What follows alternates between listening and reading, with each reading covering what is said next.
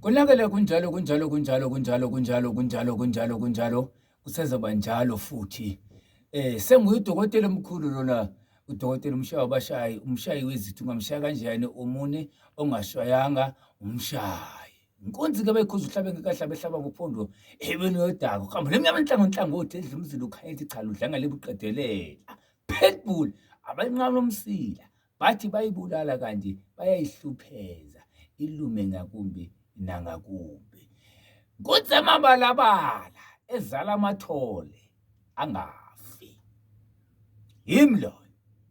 Ngisabile madoda esitulweni sabo ubukhosi kwindawo yaseTolofiyeni eQonce. Ngibingelele isizwe, ngibingelele umhlaba, ngibingelele amakhosi, ngibingelele umphakathi, ngibingelele wonke umuntu including abalandeli be-channel, abalandeli bedokotela Mshayi Wezitha TV. Kula ngikhona ngisekhaya phansi eTolofiyeni.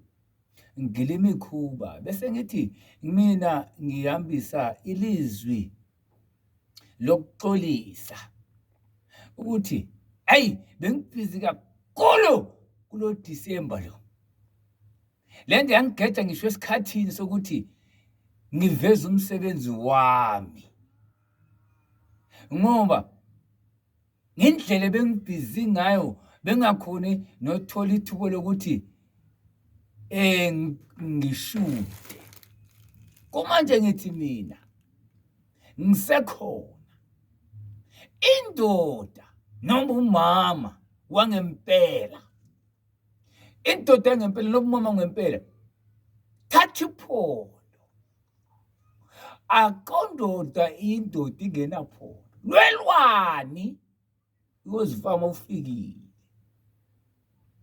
Lolwane loliphondo nezigubu uyozwa mawufikile. Kodwa mina ngithi ayikho indoda yangempela engenaphondo.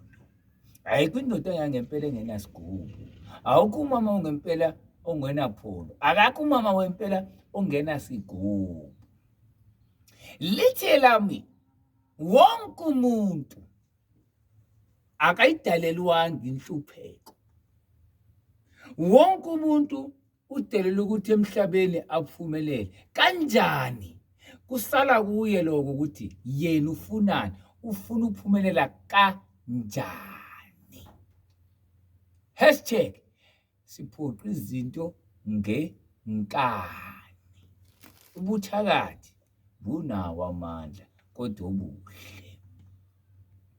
Hayi ngabe mude kodwa lapho besenihlele ethinini mina ngithi ngiyaxolisa ngokubonakala isikhathi eside kuma video ami nangendlela yomsebenzi engiphusha ngakuthi bengibhizi kakhulu kodwa ngisekhona nje emhlabeni waseTolofiyeni eQonce. Ongidingayo nayi inamba yami 067 94 69 570. Angiphinde futhi 067 94